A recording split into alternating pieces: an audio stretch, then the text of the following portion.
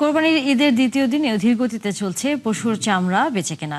একদিকে প্রত্যাশার তুলনায় কম চামড়া আসায় লক্ষ্যমাত্রা পূরণ নিয়ে শঙ্কায় ট্যানারি মালিকরা।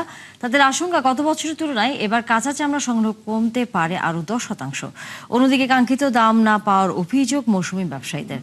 দর্শক, এই বিষয়ে বিস্তারিত আমরা আলোচনা করতে চাই। আমাদের সাথে যুক্ত আছেন ট্যানারি অ্যাসোসিয়েশনের প্রেসিডেন্ট শাহিন আহমেদ এবং একই সাথে Bangladesh hide and skin merchant অ্যাসোসিয়েশনের সাবেক সভাপতি আফতাব খান। আপনাদের দুজনকে স্বাগত জানাই এবং ধন্যবাদ সময় দিয়েছেন আমাদেরকে।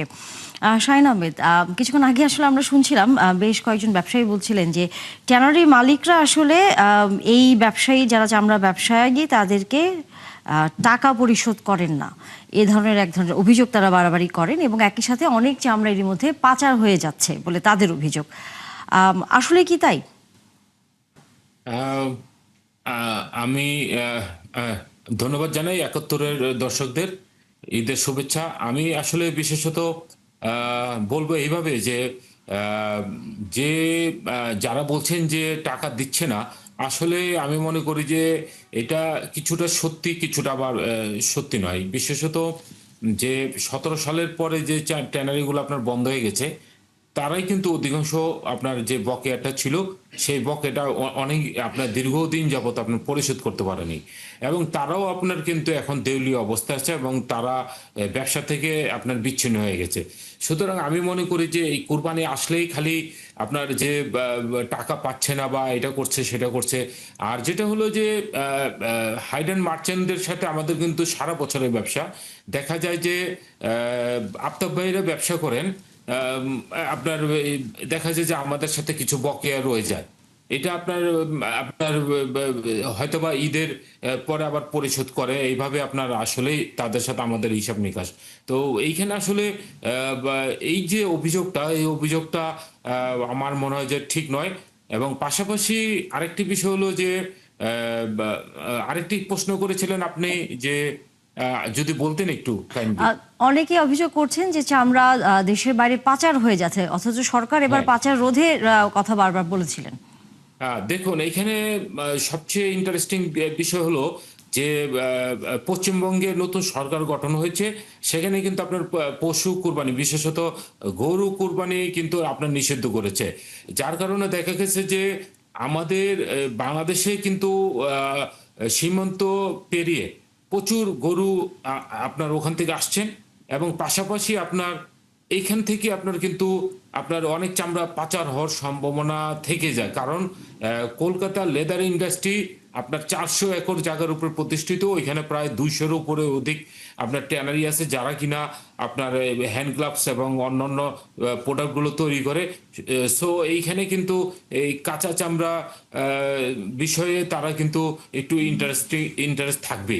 সুতরাং আমি মনে করি যে সেটা অবশ্যই দেখা উচিত, এবং পাশাপাশি যাতে আমাদের ইন্ডাস্ট্রির জন্য কোনো ক্ষতি না হয় সেই বিষয়ে আপনার সীমান্ত নজরদারি অবশ্যই দিবে। আপনার যারা সীমান্ত রক্ষী বাহিনী আছেন 2 মাস বা 3 মাস, সেটার ব্যাপারে আমাদেরকে আশ্বস্ত করেছেন স্বরাষ্ট্র মন্ত্রী মহোদয়। অবশ্যই।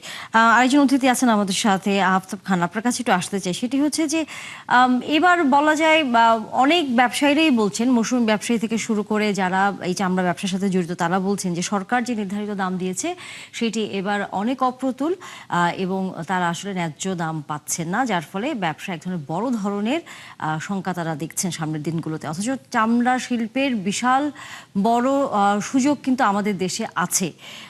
সেটিকে প্রসারিত করবার জন্য বারবারই যখন বলা হয় এখানে এই মজুরি বাড়ানোর পাশাপাশি যারা জড়িত থাকেন সেই ব্যবসায়ী যাতে এই ব্যবসা করতে পারেন, তার জন্য চামড়ার যেন মূল্যটি আরও একটু বেশি বাড়ানো হয়, সেখানে আসলে কেন দেখেন যে এটি নির্ধারণ করা যাচ্ছে না? সমস্যাটা আসলে কোথায়?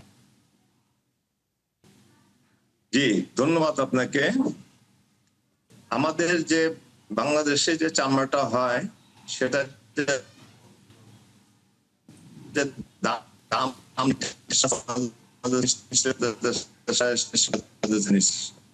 এবং সরকারের মাধ্যমে ইন্টারন্যাশনালের সাথে মিল রেখে দামটা নির্ধারণ করা হয়, এবং যে দামে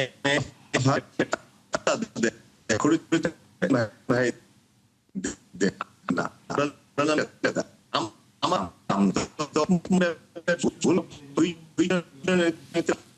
জেলা বেশি কিন্তু ব্যাপার করে কেউ কেউ কি যে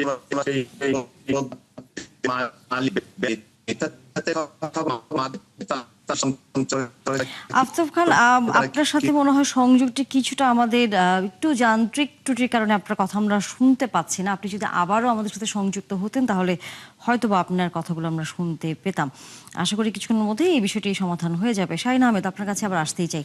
সেটি হচ্ছে শুধুই কি এই চামড়াটিকে ঘিরে আমরা তো সারা বছরই নানা রকম হচ্ছে আমরা ব্যবসার মধ্যে থাকি, এবং কালকেও যখন আপনি আমাদের সাথে যুক্ত ছিলেন রাতের বেলা তখন বলছিলেন যে যে ধরনের ফ্যাসিলিটিস আসলে থাকা দরকার এই শিল্পের সেটি আমরা এখনো তৈরি করতে পারিনি। নতুন করে আমাদের আসলে যদি পরিকল্পনা নেওয়া যায় বা শুরু করা যায় তাহলে হয়তো বা যুগোপযোগী অবস্থায় আমরা যেতে পারি। সবার প্রথম আসলে কোন বিষয়টি পরিবর্তন করা দরকার বলে আপনার কাছে মনে হয়? ধন্যবাদ। আসলে আমার মনে হয় যে আমাদের এই যে চামড়া শিল্পে যে প্রধান প্রতিবন্ধকতা সেটা হলো গিয়ে যে আমার অবকাঠামো উন্নয়ন। অর্থাৎ আমার যে আমি যদি বলি যে আমার যে বর্জ্য শোধনাগার বা আমার যে সলিড ওয়েস্ট ম্যানেজমেন্ট, এইগুলো আমার কিন্তু আবার করতে হবে এবং রেটিফিকেশন আপগ্রেডেশন করতে হবে। পাশাপাশি আমার যে এই যে প্রত্যেক বছর কুরবানি আসলে যে আমার যে এই যে বলা হচ্ছে যে চামড়ার দাম পাচ্ছে না, আপনার আপনার কাঁচা চামড়ার মৌসুমী ব্যবসার দাম পাচ্ছে না, দাম পড়ে যাচ্ছে। এইটাকে আসলে আপনার একটা সিস্টেমের ভিতরে নিয়ে আসতে হবে। আপনার এইভাবে আর চলতে পারে না। কারণ এই আমরা দেখেছি সরকার কিন্তু 7 দিন আপনার চামড়া ঢাকার ভিতরে নিষিদ্ধ করেছে। অথচ আমরা কালকে রাত্রেও দেখেছি ঢাকার বাইরে থেকে ব্রাহ্মণবাড়িয়া, কুমিল্লা সহ ফরিদপুর থেকে আপনার আপনার কিন্তু চামড়া বাংলাদেশ এই ঢাকাতে ঢুকেছে। এই যে আপনার রাতের বেলা 2টা 3টা বাজে যে সময় আপনার এই চামড়াগুলো আপনার নিয়ে আসে লবণবিহীন, সেই সময় কিন্তু এটার কোয়ালিটি ডিটোরেট করে। আমরা বারবার মেসেজ দিয়েছি, আমরা যারা প্রশাসনে আছেন তারা কিন্তু মেসেজ দিয়েছেন, ইউএনও মহোদয়রা মেসেজ দিয়েছেন, সরকার 17-18 কোটি টাকা লবণ দিয়েছে। অথচ আমরা কি দেখতে পাচ্ছি, অনেক মাদ্রাসা কিন্তু আপনার এই লবণটা বাইরে বিক্রি করে দিয়েছে। তারা রক্তের চামড়াও বিক্রি করেছে, আবার লবণও বিক্রি করেছে। এই যে আমাদের আগে ঠিক হতে হবে। আপনার এইভাবে আপনার লবণ দিয়ে সরকারের এই যে 18 কোটি টাকা, আমি মনে করি যে কোনোভাবে কাম্য নয়। সুতরাং এই যে সিস্টেম আমার যে লবণ দেওয়ার সিস্টেম, আমার গরু গায়ে থেকে বা পশুর গায়ে থেকে চামড়া ছাড়ানোর যে স্লটার সেই সিস্টেম এবং কোল্ড স্টোরেজের ব্যবস্থা, এগুলো আপনার করতে হবে। আপনি দেখেন যে এই যে মৌসুম আসলে আপনার দেখা যায় যে আলুর উৎপাদন হয়, সেটা কিন্তু আপনার কোল্ড স্টোরেজে রাখা হয়। সুতরাং আমাদের এইসব ইনফ্রাস্ট্রাকচার ফ্যাসিলিটিগুলো আমাদের ডেভেলপমেন্ট করতে হবে।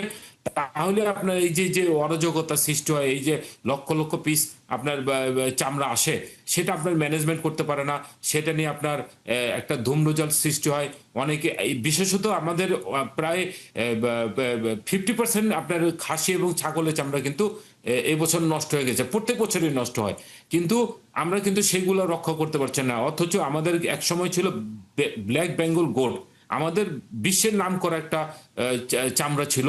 বায়াররা যে সময় ইউরোপিয়ান বায়াররা এটার জন্য আকৃষ্ট থাকতো, অথচ আমরা এই বায়ারগুলোকে হারিয়েছি কমপ্লায়েন্সের জন্য এবং আমাদের এই সেই ফ্যাক্টরিগুলোর জন্য, যে ফ্যাক্টরিগুলো বন্ধ হয়ে গেছে, সাভারে আর যেতে পারেনি।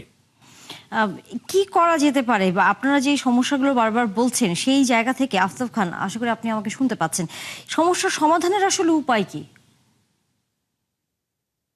না, আমাদের শাইন ভাই যেটা বললো যে তাতে ইন্ডাস্ট্রি সম্বন্ধে, তো আমি সেটার সাথে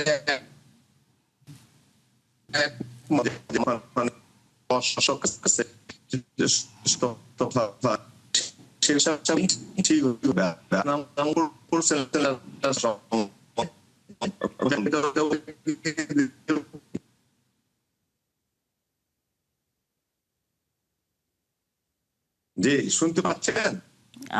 এখনো আসলে পরিষ্কার আপনার কথা আমরা বুঝতে পারছি না হয়তো। আমি বুঝতে পারতেছি না যে এই জি বলুন। ডিস্টার্ব দিচ্ছে আর কি। এখন শুনতে পাচ্ছেন? জি বলুন। যে প্লিজ আপনি আমাকে প্রশ্ন করেন যে কাঁচা চামড়া সম্বন্ধে যেটা বলতে চাচ্ছিলেন, মৌসুমী ব্যবসায়ী বা কি।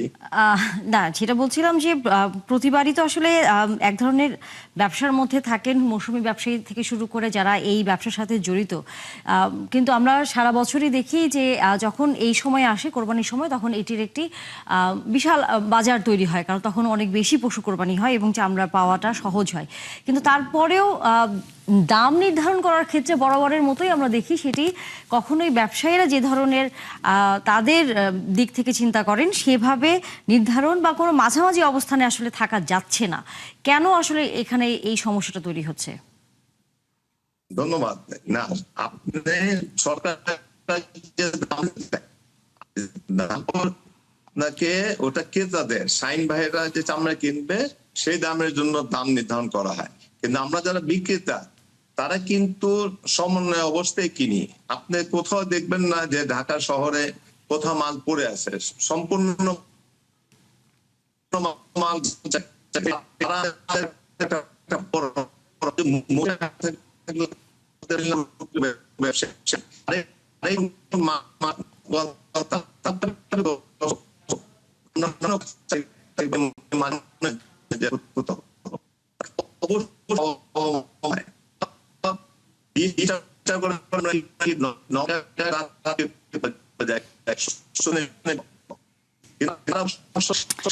আমরা এখনো আসলে আফতাব খান আপনার সাথে সংযোগটি পুরোপুরি স্থাপন করতে পারিনি। আপনার কথা হয়তো শুনতে পারলে আমাদের জন্য আরো ভালো হতো। শাহিন আহমেদ, আপনার কাছে আসলে আসতে হচ্ছে আবার।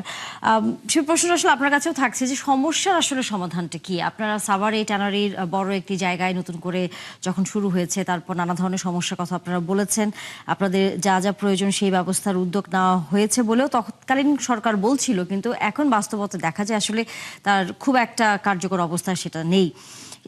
বর্তমান সরকারের সাথে এই বিষয়গুলো নিয়ে আপনাদের আসলে আলোচনা হচ্ছে কিনা? হ্যাঁ, দেখুন আমাদের সাথে এইখানে আমাদের সবচেয়ে সৌভাগ্য বিষয় হলো যে বাণিজ্য মন্ত্রী এবং শিল্পমন্ত্রী কিন্তু একই ব্যক্তি।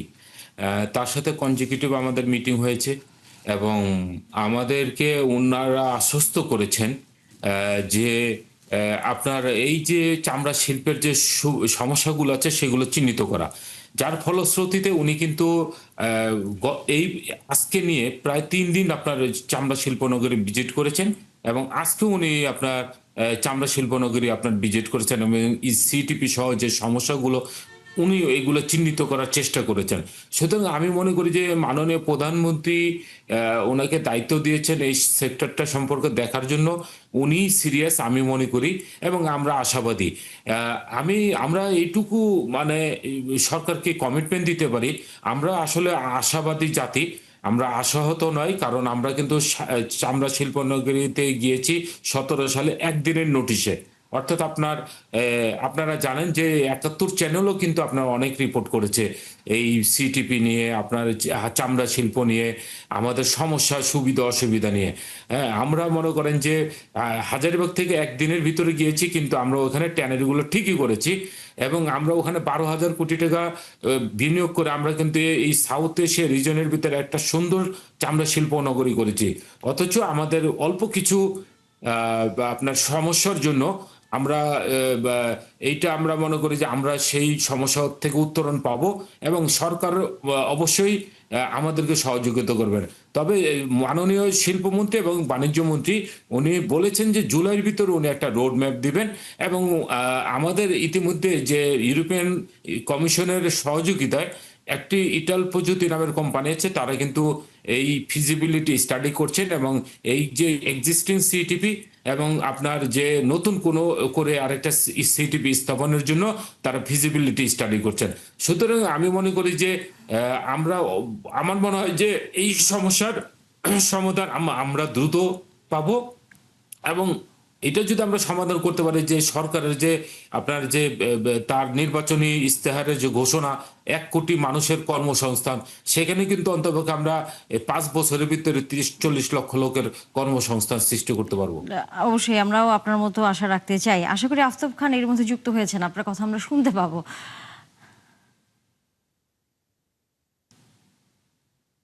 জি, ধন্যবাদ। জি। শোনা যাচ্ছে? জি জি, আপনি বলুন। আগের প্রশ্নই আপনার কাছে এখনো আছে, আমরা উত্তর শুনতে পাইনি তখন। আচ্ছা। আমাদের কাঁচা ব্যবসায়ীরা যারা আছে, আমাদের যে ঢাকা শহরে যে যতজন আমরা ব্যাপারী, পাইকার, ফইরা, এরা এই লবণের কারিগর সহ সম্পূর্ণ প্রস্তুত ছিল। যদিও আমাদের ওই অন্যান্য বছর তুলনায় এবার অত্যাধিক গরম ছিল, তারপরও তারা লবণজাত করতে সক্ষম হয়েছে। আমাদের জাতীয় সম্পদটা রক্ষা করার পিছনে সবচেয়ে বড় অবদান আমাদের এই কাঁচা সেক্টরের এই ব্যবসায়ীদের। তো তারা তো লবণজাত করেছে। এখন আমাদের এই জাতীয় সম্পদটার জন্য যে আমাদের যে পর্যাপ্ত টাকা মার্কেটে থাকার কথা ছিল, সেই টাকাটাও কিন্তু মার্কেটে কম ছিল। তারপরও আমরা চামড়াটাকে নষ্ট হতে দেইনি। জি যে আমরা সম্পূর্ণ চামড়া লবণজাত করতে সক্ষম হয়েছি, এবং যেটা আপনারা বারবার এটা আমাদের বড় বড় দোষর করে থাকে যে মৌসুমী ব্যবসায়ীরা অনেক সময় লোকসান দেয়, চামড়া বিক্রি করতে পারে না। কেউ কেউ আছে সত্যিকারের লোকসান দিয়ে দেয়, কিন্তু বেশিরভাগই লোকই তারা ব্যবসা করেই তারা বাসায় ফিরে, এবং তাদের লোকসান হওয়ার কোনো সম্ভাবনা নাই। কিন্তু আমরা যখন চামড়াটা কিনি, চামড়ার মধ্যে বিভিন্ন রোগ থাকে এবং চামড়ার মধ্যে বিভিন্ন সমস্যা থাকে। আমরা কিন্তু চামড়া সেটা গড়েই কিনি। রক্ত মাখা চামড়া চেনা সম্ভব হয় না। যদি 3-4টা কাঠ থাকে, তখন এই যে শাহিন ভাইয়ের সদস্যরা যারা ট্রেনারের মালিক, তারা কিন্তু চামড়াটাকে বাদ দিয়ে দেয়। আবার লেপার্ড একটা অসুখ বেড়েছে, সেটা এখন পর্যন্ত ওষুধটা বাইরে নেই। সেটা 20%, 10% চামড়া ওই রোগটা হয়, ওই রোগটার জন্য চামড়া বাদ যায়। এগুলি সব চামড়ার উপর লোডিং যায়। কিন্তু যারা মৌসুমী ব্যবসায়ী, তারা গড়ের সব চামড়া বিক্রি করে চলে যায়, কিন্তু আমাদেরকে যাচাই বাছাইয়ের মাধ্যমে চামড়াটা তাদের আপনাদের কাছে অনেক বিক্রি করতে প্রক্রিয়ার হয়। মধ্যে দিয়ে যেতে হয়, কিন্তু সেই তুলনায় আসলে চামড়ার যেই দামটি সেটি কোনোভাবে আপনাদের অনুকূলে নয়, বরাবরের মতোই আপনারা বলছিলেন। আলোচনা আসলে শেষ করতে হচ্ছে, আগামীতে আবারও কথা হবে। অনেক ধন্যবাদ আপনাদের দুজনকে যুক্ত হওয়ার জন্য। জি, ধন্যবাদ। দর্শক, এই ছিল আজকের সংবাদযোগে। আগামীকাল ঠিক রাত 10টায় আবারও দেখা হবে নতুন কোনো বিষয়, তার বিস্তারিত নিয়ে। থাকবেন ৭১-এর সাথে।